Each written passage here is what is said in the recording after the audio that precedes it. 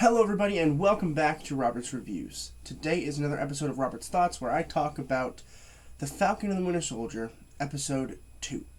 So for those of you guys who don't know, I talk about this every Friday. It is a loosey-goosey kind of thing, no editing or anything. It's just me putting my thoughts out, and there are spoilers in this episode. So if you guys haven't seen Falcon and Winter Soldier, don't watch this or watch it and be spoiled. Alright, now that we have a spoiler warning out of the way, let's get started. So we start the episode off with the new Captain America, whom I'm assuming the whole world hates, right? Like, there's no one that likes the new Captain America, right?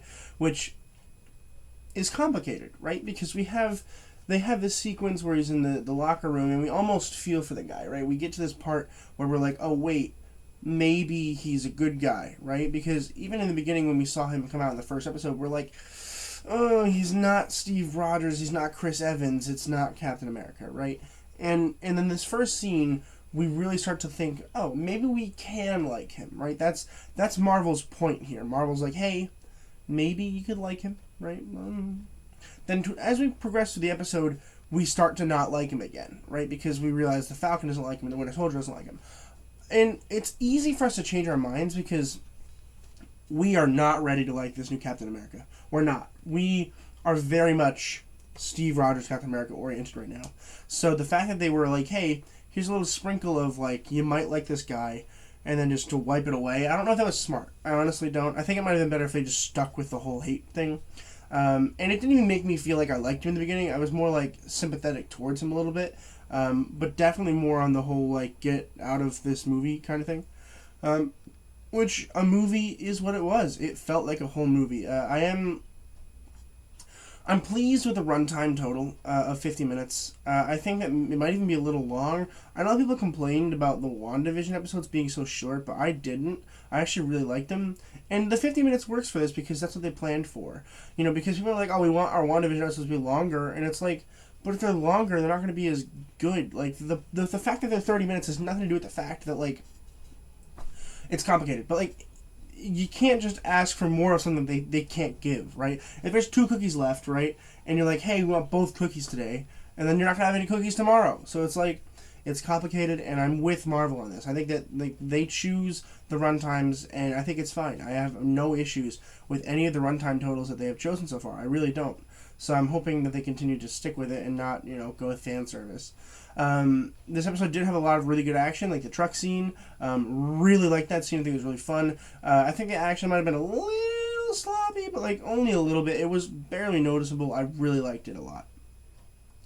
The back and forth between the Falcon and Winter Soldier is amazingly funny. I'm sitting here laughing out loud at some of the stuff he says, like, oh, what I missed? Oh, nothing? It really is really funny. Then there's the group therapy session scene, which is another really funny scene, but also like has a lot of really deep connections, right? We realize, the Falcon is like, hey, I can't have done anything differently. I just can't. But he also feels a little bit guilty because he did give away Captain America's shield, and he did make this new Captain America. And while it looks like they might be working with the new Captain America for a little bit, I do believe that by the end of the show, they're going to take the shield from him, and they're not going to have him anymore. But I think what's going to happen, this is just a guess, that at the end of the series, we'll see that they take the shield back, right? I'm assuming that happens. And then I think that the Falcon's going to give the shield up again, but he's going to give it to Bucky, who I think truthfully deserves it more than Sam does. Bucky's been with Steve forever, and maybe he trusted. It's the whole like Spider-Man Far From Home thing, where like Edith, right? They gave Spider-Man Edith, and he was like, oh, well, maybe I'm just the one who's supposed to choose who's the new Tony Stark. Same difference here. Like maybe Sam gives it to Bucky, and I might be pretty happy with that. I don't really care if Sam gets it, honestly. It's just the issue is he's already got a lot of really cool stuff, and the only thing the Falcon, the Winter Soldier has is he's just a super soldier with a metal arm. That's basically just Captain America. So I'm like, why not just give him the shield and have him be Captain America? I'm not sure.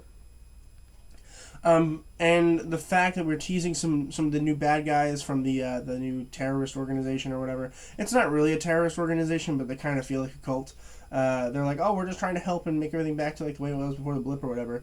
And then you're like, oh, but you're murdering people and stealing stuff. So it's like, it's the same way with like Thanos. Like Thanos is like, oh, I want to help the population issue, But instead of doing it in a way like increasing food, he just killed everyone. And it's like, dude, you could have just snapped your fingers and had food everywhere. So it's like, why didn't you do that? But he didn't. It's unfortunate. Overall, really great episode. We got a lot of new, really interesting stuff. We teased Baron Zemo, who looks like he might even be able to help the Falcon and Winter Soldier here, which is really fun. I thought he's going to be the bad guy.